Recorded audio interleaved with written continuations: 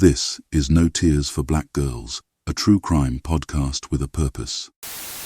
We return today to a Northwest Harris County apartment complex where it is now believed that Tynesha Stewart's ex-boyfriend dismembered and burned her remains in two outdoor grills.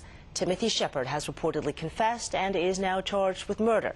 11 News reporter Carla Baguirena spoke to neighbors who had been watching his suspicious behavior. It's bizarre because it kept neighbors guessing for days. I never smelled anything like that in my life. The smoke and odor coming out of the now boarded up apartment 224 was a mystery until now. I never thought that, something like this could happen so close to home. I guess everyone does, but then, you realize, you never know who your neighbors are. March 2007 saw a college freshman returning home for spring break, only to not finish it. This was the last night of Tynesha Stewart's life. In the early morning of the 15th, her volatile relationship with her ex-boyfriend, Timothy Wayne Shepard, erupted into an argument that would prove fatal. All evidence suggested he was the last to see her alive. So when police searched his Red Oak Place apartment, they braced themselves for something ominous. The mystery of her disappearance began on the morning of March 15th.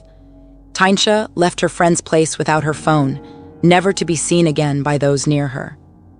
As 5 days passed in silence, police asked Shepard to comply with the search.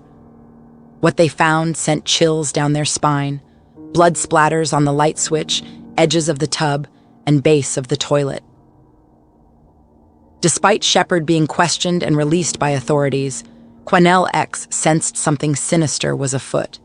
The former gang leader bridged the gap between the African-American community and police to get justice for Tynesha's case.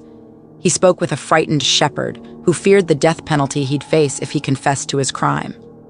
After a call with his lawyer, Shepard agreed to take Quanell X and an officer to where he had dumped the body. But when they arrived, someone had cleared the dumpster. No trace of evidence remained. Authorities took Shepard back to the station, where he admitted strangling her during an argument before leaving her in a plastic bag inside the dumpster.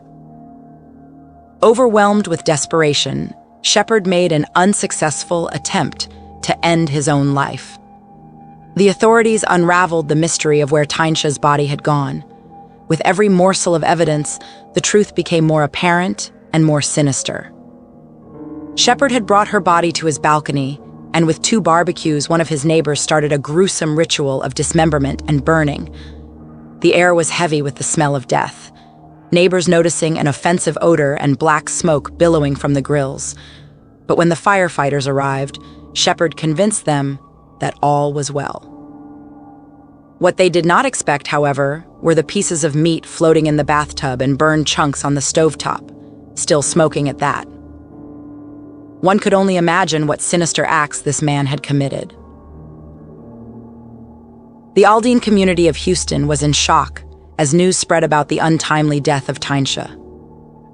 For days, her neighbor had heard the faint hum coming out of Shepard's apartment.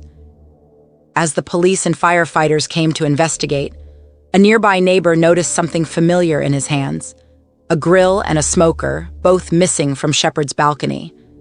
When the police searched his disposal system, they found fragments of bone and tooth enamel, human.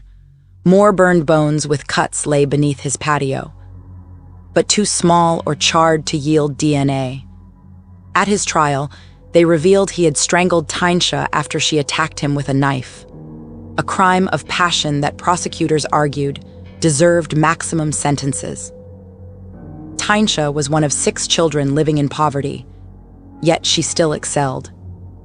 She graduated in the top 10% of her class, captained the girls' basketball team, worked part-time, and take part in other activities.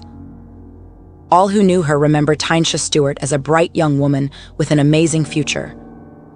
Despite being a murder victim, those whose hearts Tynesha Stewart touched and who were inspired by her keep her light alive.